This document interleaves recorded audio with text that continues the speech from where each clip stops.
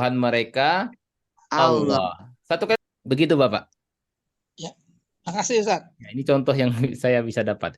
Baik, tadi ada Bu Ais, jadi masih Assalamualaikum. bertanya. Silakan Bu Ais. Assalamualaikum. Oh Bapak, silakan. Waalaikumsalam warahmatullahi wabarakatuh. Waalaikumsalam Ustaz. Oh iya, Ibu Ais, silakan Ibu Ais. Terus. Iya Ustaz, ini apa namanya mau tanya tadi saya kan agak-agak telat ya. Iya. Itu tadi ada yang di lembarannya ini pertanyaan kedua dalam kubur misalnya Madinuka itu kok kenapa ada huruf ya? Itu tadi kayaknya tadi Ustadz udah ngejelasin gitu, tapi karena saya mungkin baru masuk jadi nggak terlalu itu gitu. Di halaman berapa ya? Iya. Madinuka dinia al Islam gitu kan. Iya. Nah, itu kenapa ada huruf ya tiba-tiba setelah dal setelah di itu. Ada ya apa atau memang din itu Iya, asalnya seperti ini. ya? Asalnya dini agama saya. Apa agama saya? Islam. Dini agama saya. Ini ada ya, ianya dalam bentuk sukun. Enggak, maksud saya itu setelah huruf di kan ada ya, itu tiba-tiba ada ya di situ, itu gimana itu? Baik, kita lihat ya. Ini perhatikan dulu bahwa agama saya itu dini. Ada tambahan ya. Ketika menjadi dini, jawaban dari dini al-Islam, kenapa ada kata ya di sini? Ya. Asal katanya din, ini. Asal katanya adalah kata din. Tulisannya seperti ini. Din, artinya agama. Din. Oh, memang ada huruf ya di kata din gitu ya? Iya, ada di huruf ya. Cuma ini harokatnya ketinggalan ini. Seharusnya di sini ada harokat sukun. Sama seperti pada kata dinuka. Ya, memang ada kata ya-nya. Iya.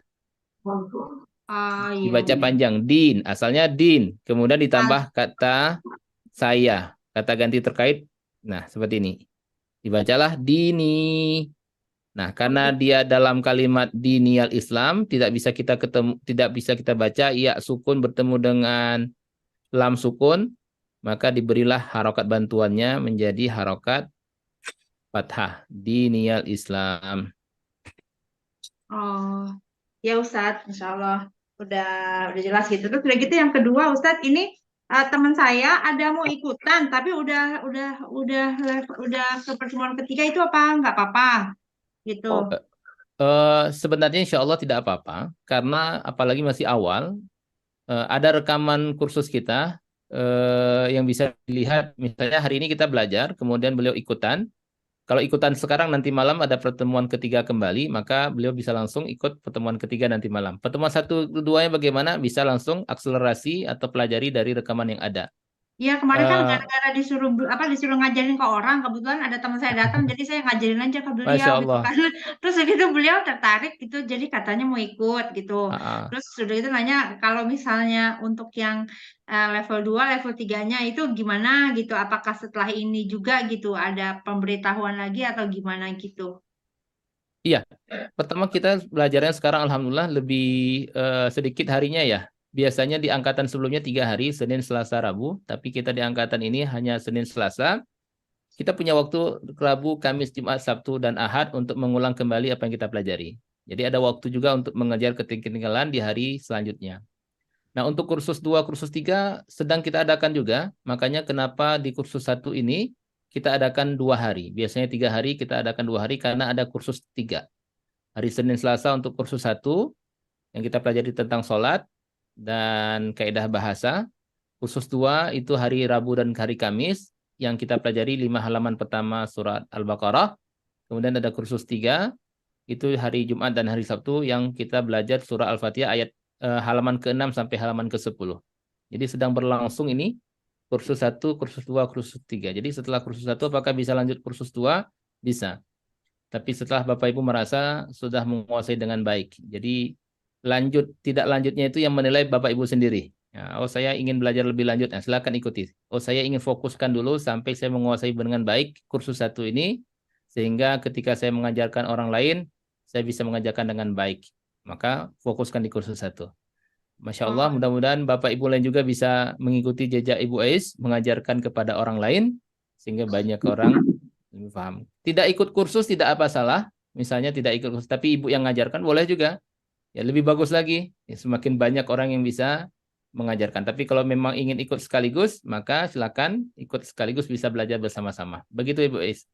Ya, terus yang metode eh, menciptakan kilatan itu maksudnya gimana sih Ustadz? Belum paham saya. Maaf, terima kasih. Jadi seperti ini. Jadi otak kita itu semakin banyak informasi yang kita berikan itu semakin banyak dia itu mengingat. Misalnya, kalau saya sebutkan fil gajah, maka ibu cuma bisa mengingatnya itu bahwa fil itu gajah dengan satu kilatan.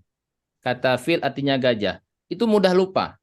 Tapi kalau seandainya kita sebutkan dalam bentuk gambar, ini seperti ini gambarnya, visualnya, gambarnya dia punya, kemudian apa namanya cerita tentang Abraha. Jadi otak kita itu menyimpan tentang fil itu banyak sekali. Bahasanya seperti ini, ada kaidah seperti ini. Kita itu mengingat sekitar 30% apa yang kita baca.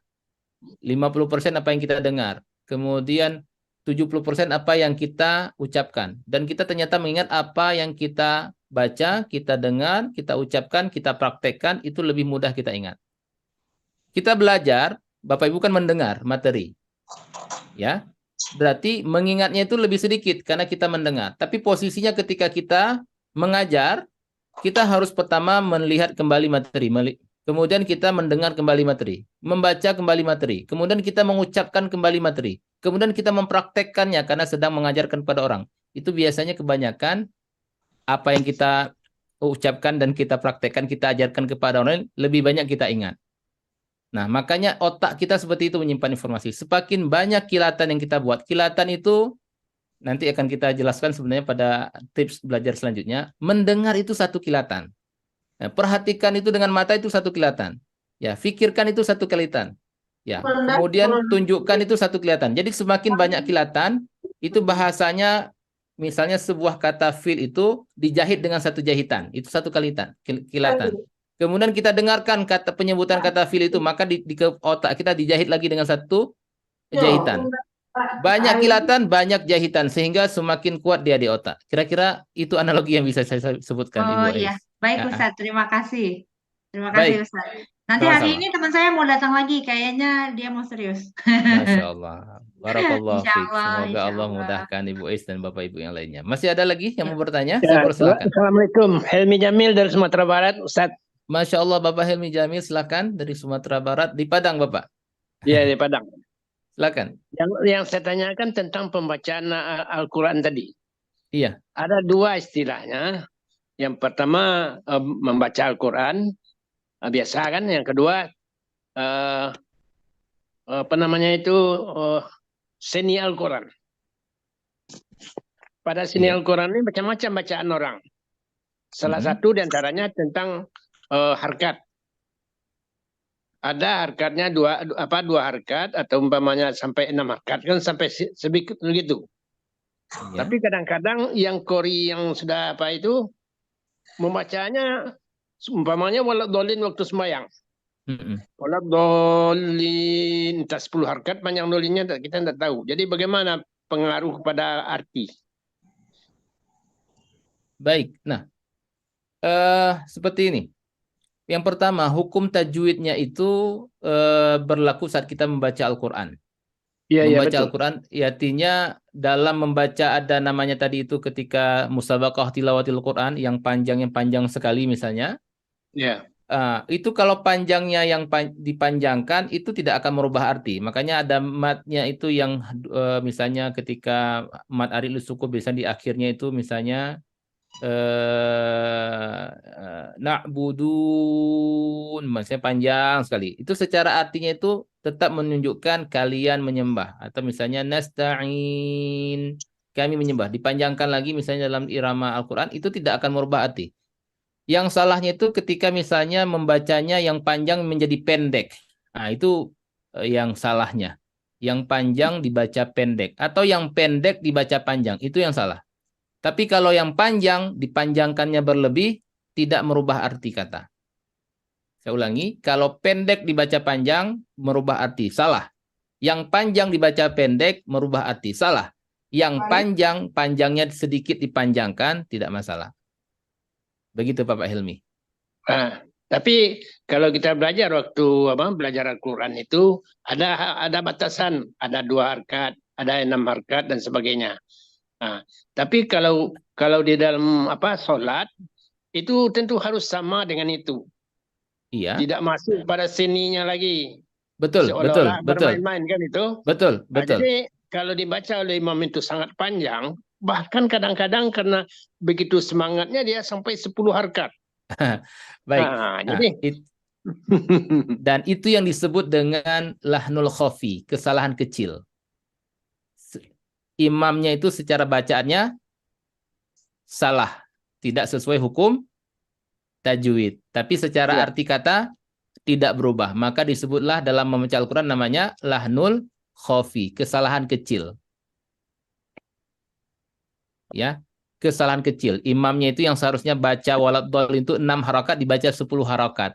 Terlalu panjang. Itu secara hukum tajwid salah. Tapi dia masuk dalam kategori lahnul khafi, kesalahan kecil.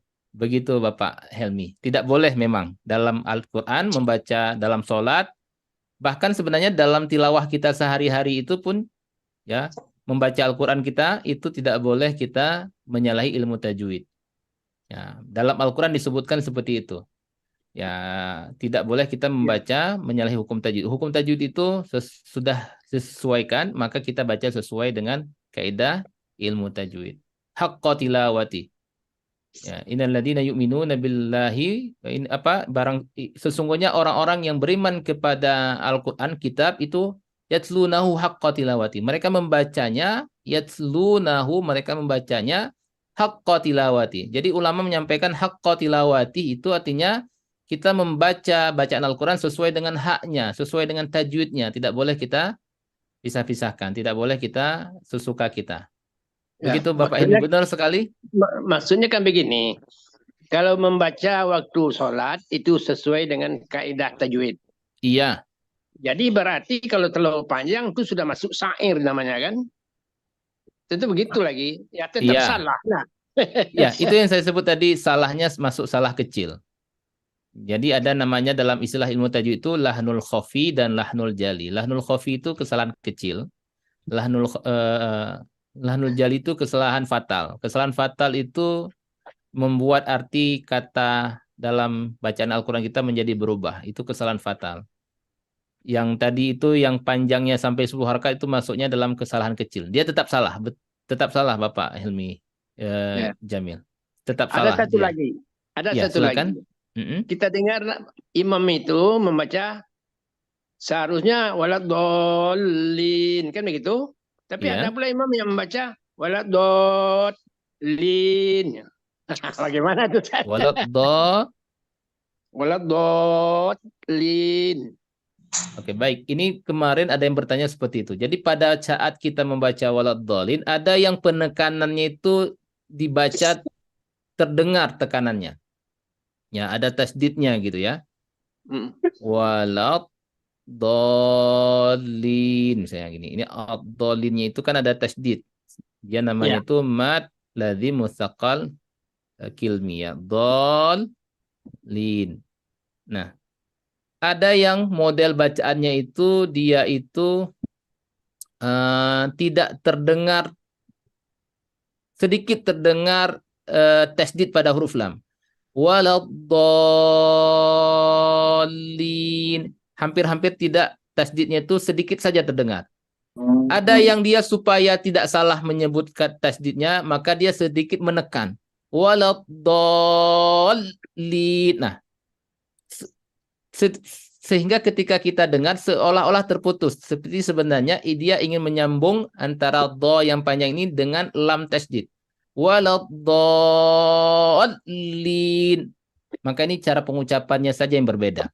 Ya, maksudnya sama ke arah situ. Ya, kalau kita kalau kita dengar, kita sebagai makmum, waladhdallin itu berarti lamnya hilang satu.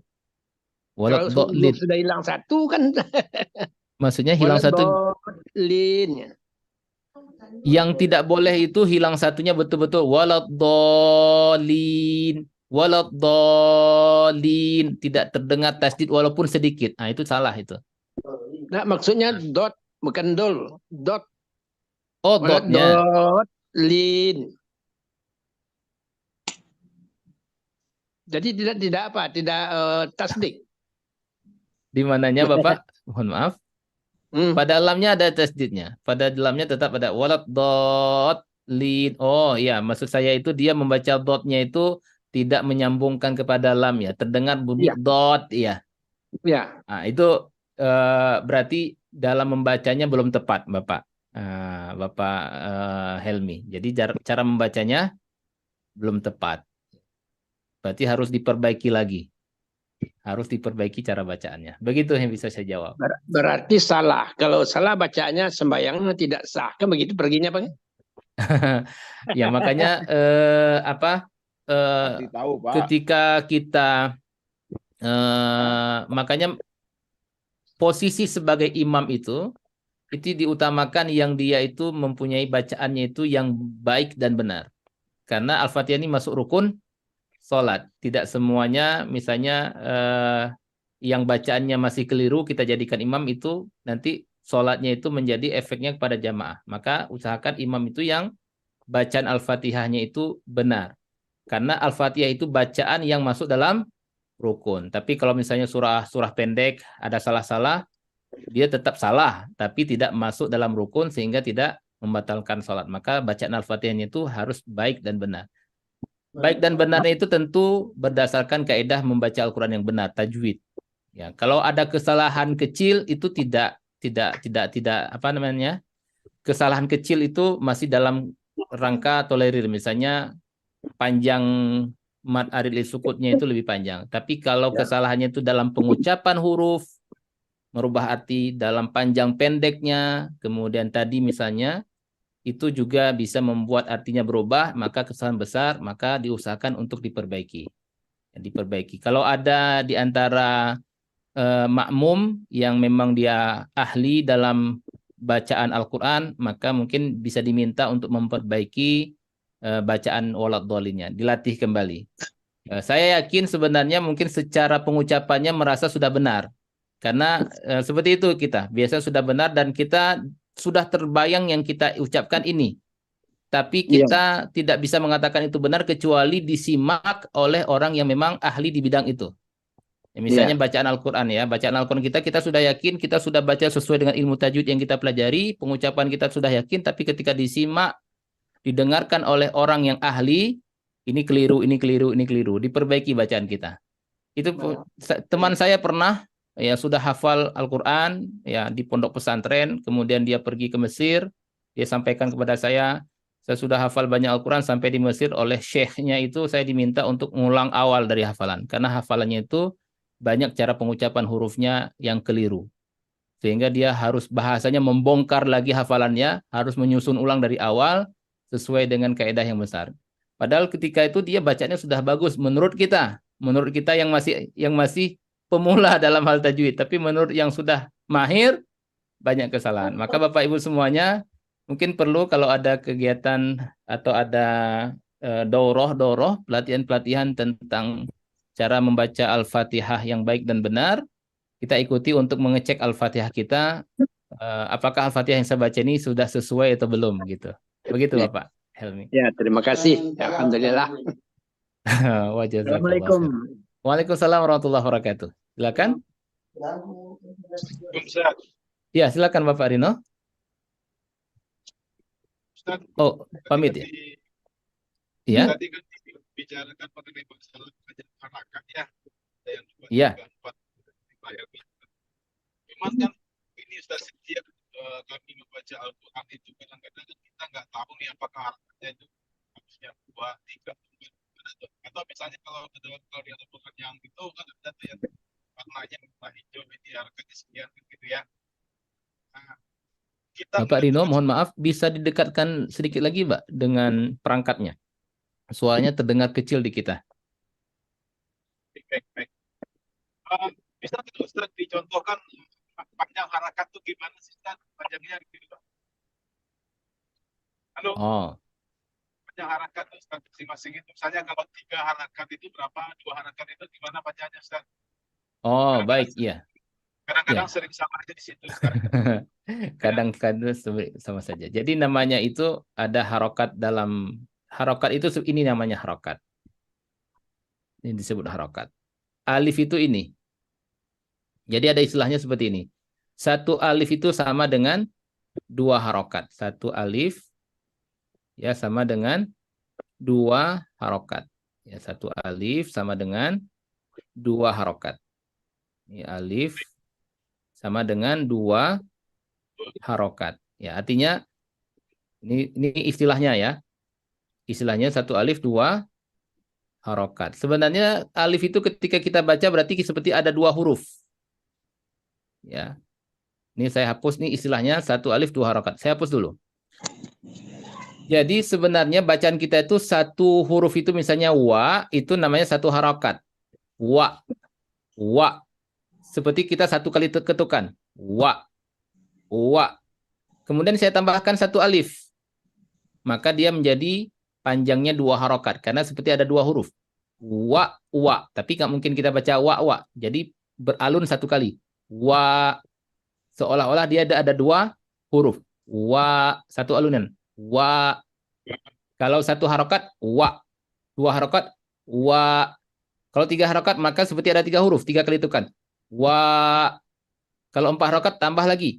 Wa. Seperti empat ketukan. Kalau enam harokat, berarti seperti ada empat ketukan. Ada enam ketukan. Wa. Gitu. Jadi kira-kira seperti itu ininya, ilustrasinya Bapak. Iya, Bro. Baik, terima kasih Ustaz. Kadang-kadang kan saya Baik. Ustaz, harusnya dua jadi bacanya empat gitu kan ya. Iya, maka cara paling mudah itu ketika kita baca dua harokat atau satu alif itu seperti satu kali alunan. Ya misalnya tadi maliki yaumiddin. Nah, kalau middin itu sudah masuk man arid li sukun itu ada ketentuan boleh baca dua, boleh baca empat, boleh baca enam. Tapi yang pertama ya satu kali alunan. Begitu. Ini yang bisa saya jawab ya. Ilustrasinya sering digunakan saat mengajarkan panjang mat itu kepada murid itu menggunakan ketukan. Jadi kalau satu kali ketukan itu satu harokat. Wa. Kalau dua harokat seperti dua ketukan. Wa. Begitu Bapak Roni. Menyambung yang tadi Ustaz, berarti kalau harusnya panjang, baca lebih panjang, itu nggak masalah karena tidak mengubah arti ya Ustaz ya. Betul. Kalau misalnya pendek dibaca panjang, harusnya pendek dibaca panjang, dan sebaliknya salah ya Ustaz. Kalau panjang misalnya terbaca sangat panjang, secara arti tidak berubah, tapi secara kaidah ada batasan-batasannya. Misalnya tadi batasan mad lazim mutsaqal itu 6 harokat, tidak boleh lebih dari 6 harokat. Tapi secara arti tidak berubah, maka disebut dengan kesalahan kecil. Atau misalnya yang jatahnya 6 dia cuma baca pendek saja, agak kurang, hanya sekitar 4 atau 3 harokat. Secara arti dia tidak berubah, tapi secara kaidah salah. Tapi kalau panjang dibaca pendek, misalnya kata contohnya apa dibaca pendek? Maliki yaumiddin. Kita penganut riwayat bacaan Imam Hafaz. Tiba-tiba kita baca Maliki yaumiddin. Atau di surah An-Nas yang seharusnya ma-nya pendek. Malikin nas, kita baca Malikin nas. Riwayat Imam Hafaz yang kita bacakan, Quran yang kita punya di Indonesia, maka secara bacaan kita salah. Salahnya bukan salah kecil, salah besar. Karena panjang dibaca pendek, pendek dibaca panjang. Begitu Bapak Roni. Namanya tajwid orang-orang. Iya. Orang belajar bahasa Arab jadi pada nanya tajwid. Karena ada kaitannya dengan panjang pendek.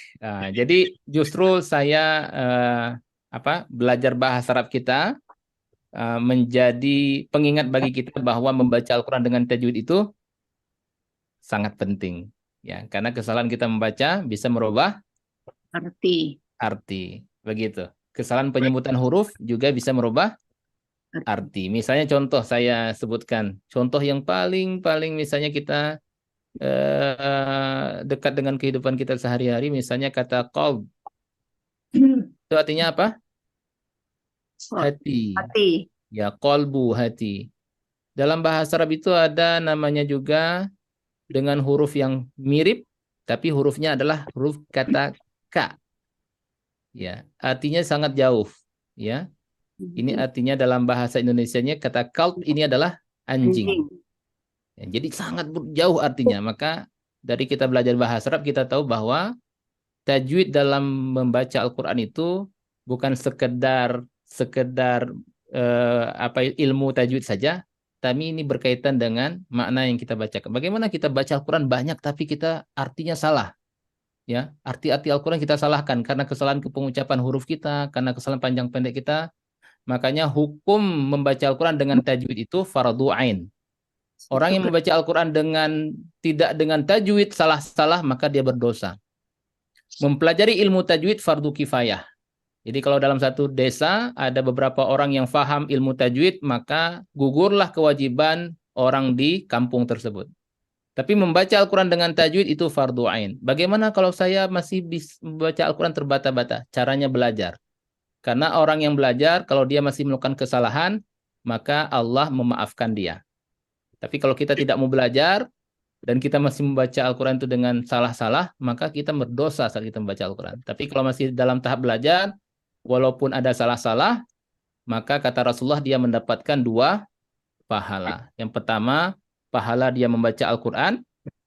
Yang kedua, pahala dia belajar Al-Quran. Begitu Bapak Ibu semuanya. Baik, saya rasa cukup untuk hari ini. Kita bertemu kembali. Assalamualaikum warahmatullahi wabarakatuh. Waalaikumsalam, Bu Wahyuningsih. Iya betul, maaf Ustadz, saya kan daftar baru semalam tuh ngikutin kursus ini. Iya. Jadi kalau yang orang daftar baru itu tidak dikelompokkan dengan yang pendaftar baru gitu, jadi biar bisa ngikutin dari pemula dan dari awal pertama pertemuan gitu. Baik, untuk Bu Wahyuningsih dan Bapak Ibu lainnya yang baru bergabung, apakah tidak digabungkan dengan yang pemula? Bisa saja digabungkan dengan pemula, tapi kita akan mulai dari pelajaran pertama nanti setelah kursus ini selesai. Oh, jadi nungguin yang selesai kursus ini ya, yang tahap ini ya? Iya, kalau memang ingin ikut dari awal itu, kita ikutnya setelah kursus ini selesai. Karena kalau seandainya setiap, misalnya, kebetulan kita membuat angkatan itu berdasarkan selesai 1 kali periode, Iya. Kemudian baru kita buat angkatan berikutnya. Misalnya sekarang kita adakan di bulan November, selesainya Januari nanti, mungkin Januari atau awal Februari itu akan ada angkatan berikutnya. Jadi baru akan kita mulai dari pertemuan awal. Jadi bagi peserta yang baru bergabung, kenapa langsung kita kelompokkan, langsung ikut, agar pertemuan Zoom ini bisa langsung diikuti oleh peserta, dan untuk ketertinggalannya, materi yang terlewat, misalnya Ibu Wahyuningsih sudah lewat materi 1, materi 2. Iya. Ini tadi juga yang ketiga udah ketinggalan Ustadz, udah nyampe di sesi tanya jawab, jadi saya udah mengikutin sesi ketiganya. Berarti kita anggaplah Ibu Wahyuningsih tertinggal 3 sesi gitu ya, 3 materi. Maka untuk melihat 3 materi ini dari rekaman yang ada atau video materi yang ada di link materi. Belajar mandiri bahasanya. Ada kesulitan, ada pertanyaan, bertanya kepada pengajarnya bisa lewat grup ya. WhatsApp. Nanti ketika akan ada angkatan berikutnya, itu kan kita model kursus kita peserta yang sudah ikut boleh ikut kembali. Jadi Bu Wahyuningsih nanti di bulan Februari misalnya kita adakan kembali, maka Bu Wahyuningsih bisa mengulang lagi yang benar-benar dari awal. Tapi kalau menunggu Februari kan masih lama, maka peserta yang baru bergabung kita langsung ikutkan saja. Ketertinggalannya itu peserta mempelajari dari rekaman yang ada. Ya, dari rekaman diikutkan kembali. Rekamannya sudah ada kita berikan di grup WhatsApp, ada di deskripsinya, rekaman materi 1, materi 2, materi 3. Dan Bu Wahyuningsih boleh nanti malam ikut kembali Bu kalau ada waktu, karena materinya kita ulang kembali di malam hari. Jadi setiap hari itu ada 2 kelas, kelas pagi dan kelas malam, materi yang diajarkan sama. Peserta yang tidak sempat pagi hari bisa ikut di malam hari. Atau peserta yang di pagi hari itu kurang puas, belum menangkap 100%, bisa ikut kembali di malam hari. Dan sebaliknya juga, boleh ganti antara pagi dan malam, boleh ikut kedua-duanya. Iya, terima kasih Ustadz atas jawabannya. Dan saya mohon nanti kalau misalkan, kan tadi ini sesi yang ini kan selesai sampai bulan Januari ya? Insya Allah. Nanti mohon kalau sudah selesai ada info, jadi biar kita bisa ngikutin yang dari awal lagi gitu Ustadz. Baik Ibu Wahyuningsih, insya Allah akan diinformasikan. Baik. Baik, sama-sama Ibu Wahyunisi wa jazakillah khairan katsiran. Bapak Ibu yang Allah muliakan, pertemuan kita hari ini kita cukupkan. Kita akan bertemu kembali besok di waktu yang sama. Mari kita tutup kembali dengan doa kafaratul majelis. Subhanakallahumma wa bihamdika nasyhadu an la ilaha illa anta astaghfiruka wa natubu ilaik. Barakallahu fikum, berkah selalu Bapak Ibu semuanya. Assalamualaikum warahmatullahi wabarakatuh. Waalaikumsalam warahmatullahi wabarakatuh. Jazakallah khairan Ustaz. Wa jazakumullah khairan Bapak Ibu semuanya. Izin live. Anak izin lab ya Ustaz. Iya, silakan Bapak Ibu semuanya. Izin keluar.